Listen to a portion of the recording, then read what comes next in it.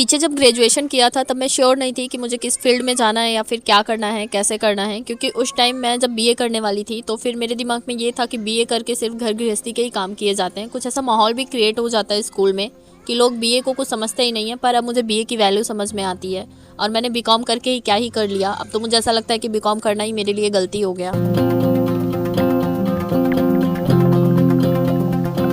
Hello good morning to all of you. Welcome back to my channel Stree dream. आज मेरे दिन की शुरुआत सुबह के 6 बजे हुई थी और सुबह की शुरुआत होने के साथ साथ सार्वी के काम भी शुरू हो जाते हैं क्योंकि इन्हें रात को स्वेटर वगैरह पहनकर सोने की आदत नहीं है। तो सुबह सुबह मैंने यहाँ पर अपना बेड सही कर लिया था, मतलब बिस्तर साइड लगा दिया था, मच्छरदानी भी हटा दी थी और अभी मैं सार्वी को स्वेटर पहना रही हूँ। वैसे सोचती मैं बहुत हूँ कि सुबह उठने के बाद थोड़ा पढ़ाई कर लूँ, बट सार्वी की वजह से मैनेज ही नहीं हो पाता क्योंकि सार्वी की आदत है कि 5 बजे के आसपास ही उठ जाती हैं, ऑलमोस्ट 5 बजे के पहले ही उठ जाती हैं और पढ़ाई बिल्कुल नहीं हो पाती है। क्योंकि अगर बैठ भी जाओ सुबह सुबह पढ़ाई करने के लिए तो ये कहीं मतलब ऊपर आके बैठेंगी या फिर ये डिमांड करती है ना, रात भर सोई रहती हैं, सुबह सुबह मैं इनको टाइम दूँ, इनके साथ खेलूँ, इन्हें थोड़ा पैम्पर करूँ, तो इसलिए सुबह पढ़ाई नहीं कर पाती हूँ। और अभी मैंने इन्हें स्वेटर वगैरह पहना दिया था और उसके बाद ले जाकर मैं इन्हें इनकी दादी के पास छोड़ दूंगी क्योंकि सुबह उठने के बाद ये दादी के पास जाकर थोड़ी देर खेल लेती हैं, तो मैं सुबह के थोड़े काम अपने ख़त्म कर लेती हूँ। आजकल ठंड काफ़ी ज़्यादा पड़ने लगी है तो सुबह सुबह बिल्कुल उठने को भी नहीं होता है क्योंकि रात में भी मुझे लेट ही हो जाता है। मोस्टली मैं रात को ही अपनी पढ़ाई कर पाती हूँ क्योंकि सुबह के टाइम सारी अर्ली मॉर्निंग उठ जाती हैं और पढ़ाई मुझसे बिल्कुल नहीं हो पाती। आज मुझे ऐसा लग रहा है कि मैंने सिर्फ 4.5 घंटे ही नींद ली होगी क्योंकि रात को भी मुझे काफ़ी ज़्यादा लेट हो गया था। मैं इंग्लिश का मैराथन क्लास देख रही थी, पेडागॉजी का, और फिर हिंदी का भी थोड़ा सा ही देखा। हिंदी वाला कंप्लीट नहीं हो पाया पर मैंने इंग्लिश वाला कंप्लीट कर लिया है क्योंकि अब हमारे पास टाइम बहुत कम है और पढ़ना बहुत ज़्यादा है। एक ही ऑप्शन है कि बस मैराथन क्लास देखकर प्रैक्टिस की जाए।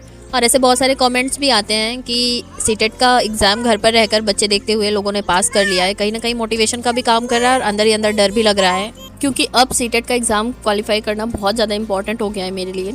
अगर मैं इसे क्वालिफाई कर लूँगी तो फिर 2024 में अगर कोई भी टीचिंग से रिलेटेड वैकेंसी आती है तो मैं उसे देख पाऊँगी। अदरवाइज़ फिर मेरा आधा साल तो सीटेट क्लियर करने में ही चला जाएगा क्योंकि सीटेट जुलाई अगस्त के पहले फिर से होने वाला नहीं है और वैकेंसी का भी कोई भरोसा नहीं है कब आएगी कब नहीं आएगी। इसीलिए पूरी कोशिश कर रही हूँ कि सीटेट का पेपर 2 मेरा क्वालिफाई हो जाए। वैसे फर्स्ट अटेम्प्ट में फर्स्ट पेपर तो क्वालिफाई हो गया था बट अब उसका कोई मतलब ही नहीं है।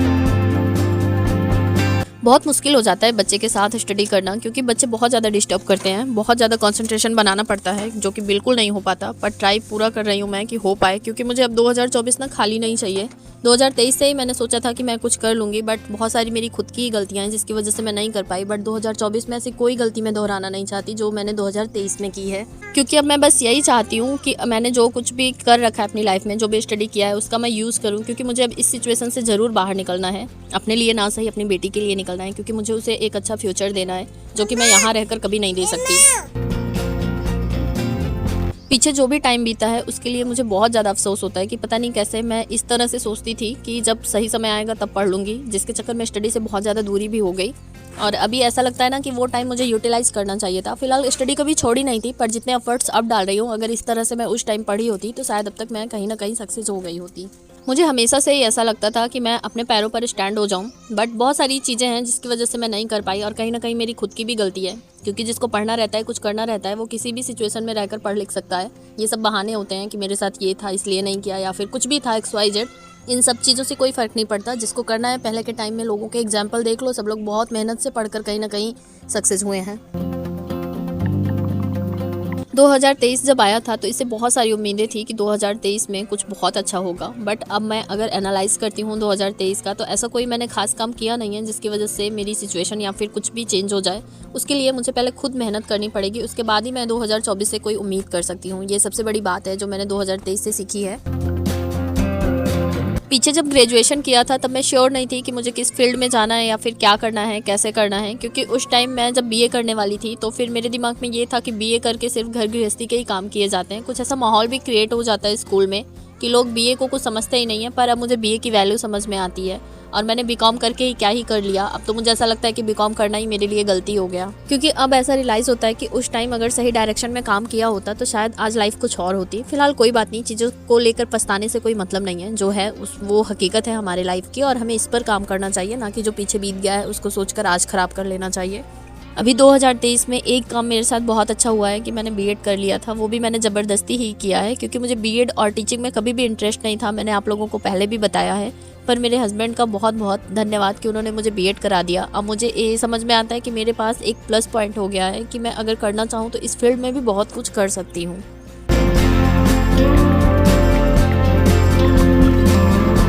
आप लोगों से बातों ही बातों में मैंने सुबह के काफ़ी सारे काम ख़त्म कर लिए। मैंने झाड़ू लगा लिया था, चाय बना दिया था, मम्मी को पानी गर्म करके दे दिया था, खुद भी पानी पी लिया था और चाय भी पी लिया था।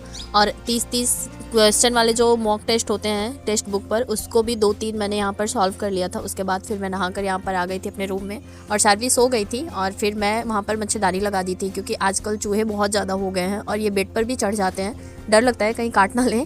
और उसके बाद फिर मैंने इसी चक्कर में कंघी भी नहीं किया, क्योंकि अगर बाल बनाते बैठूंगी तो फिर सारवी उठ जाएंगी, खटपिट होगा। मैं तब तक अपने और काम ख़त्म कर लेती हूँ। उसके बाद जब फ्री हो जाऊँगी, सारवी उठ जाएंगी, उसके बाद कंघी कर लूँगी। और अभी मैं किचन में खाना बनाने में लग गई थी। आज मैं छोले और पूड़ी बनाने वाली थी, क्योंकि काफ़ी टाइम से पीछे निमोना और आलू मटर, आलू दम यही सब बन रहा है। बहुत ज़्यादा जैसे मन ख़राब हो गया है मेरा वही सब खा के। फ़िलहाल मैं अभी कुछ नया बिल्कुल बनाने का ट्राई नहीं कर रही हूँ, क्योंकि मेरे पास टाइम बहुत कम है और मैं चाहती हूँ कि अपने ज़्यादा से ज़्यादा टाइम मैं अपनी स्टडी को दूँ।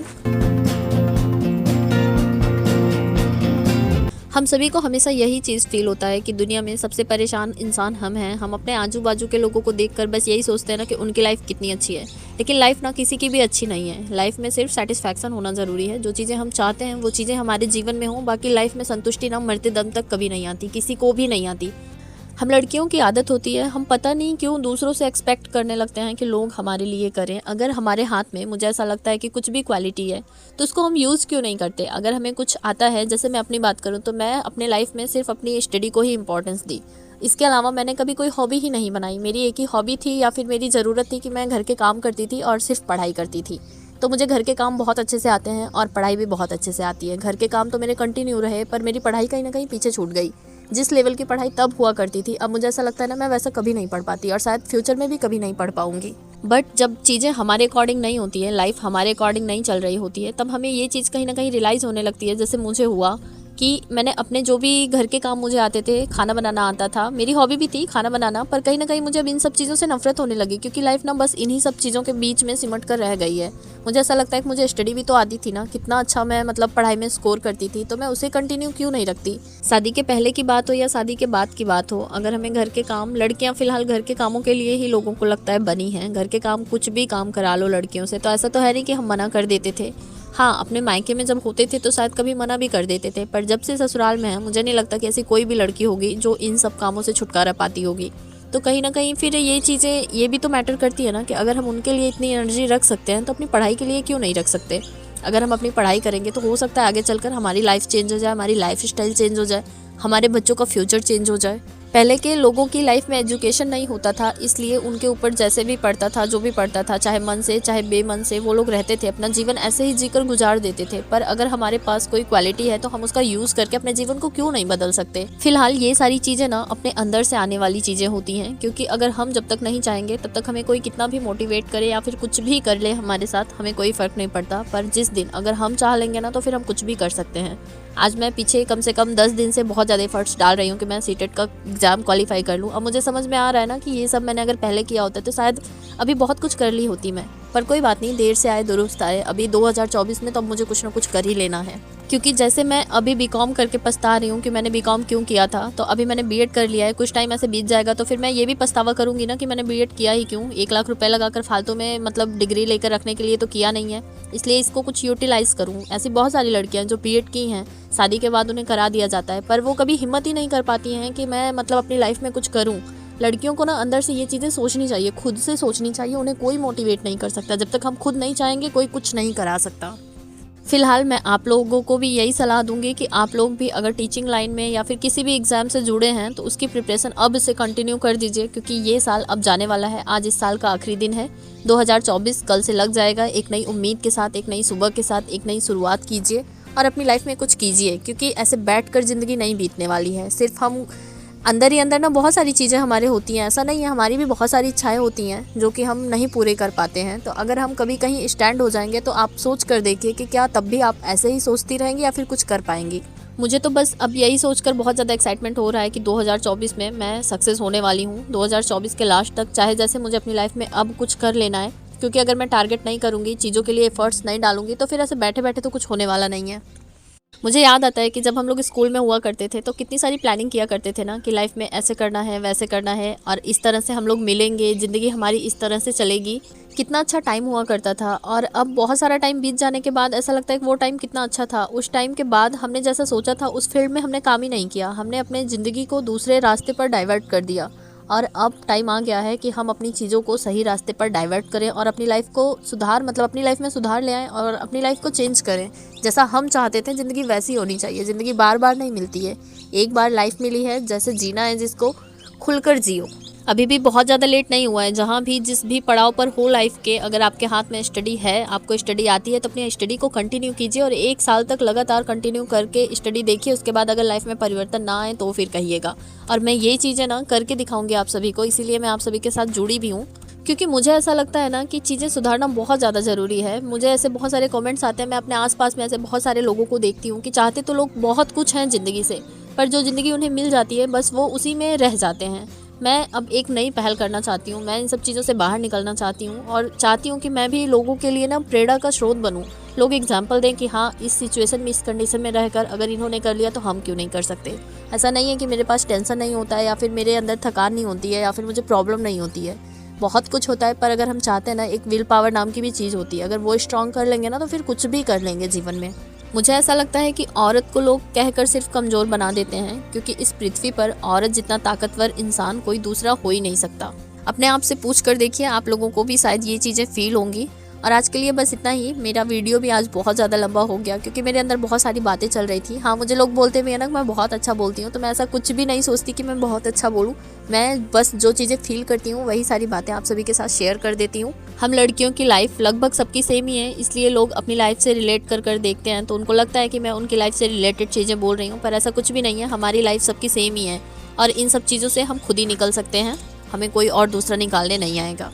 एक बात और कहना चाहूँगी कि लाइफ में अब तक क्या हुआ, कैसे हुआ, क्यों हुआ, लोग हमारे साथ ऐसा क्यों कर रहे हैं, इन सब चीज़ों को कहीं बहुत दूर छोड़ दीजिए। अपनी लाइफ में 2024 में एक नई शुरुआत कीजिए। पहले अपने बारे में सोचिए, उसके बाद लोगों के बारे में सोचिए, क्योंकि जब आप अपने बारे में सोचेंगे तभी दूसरों के बारे में सोच पाएंगे।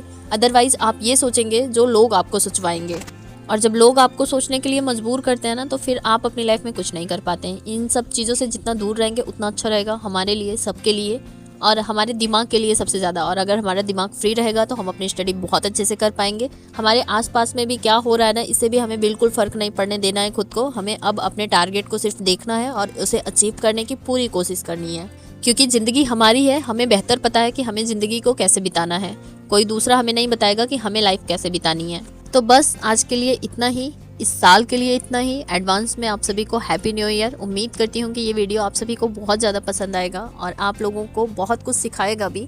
शायद आप लोग भी इससे मोटिवेट होकर अपने 2024 नए साल में कुछ अच्छा अपने सपनों के लिए करने का ट्राई करेंगे। तो बस आज के लिए इतना ही। कल फिर मिलती हूँ नए साल में कुछ नई बातों के साथ, एक नए वीडियो के साथ। तब तक के लिए अपना खूब ख्याल रखिए और हमारे साथ बने रहिए।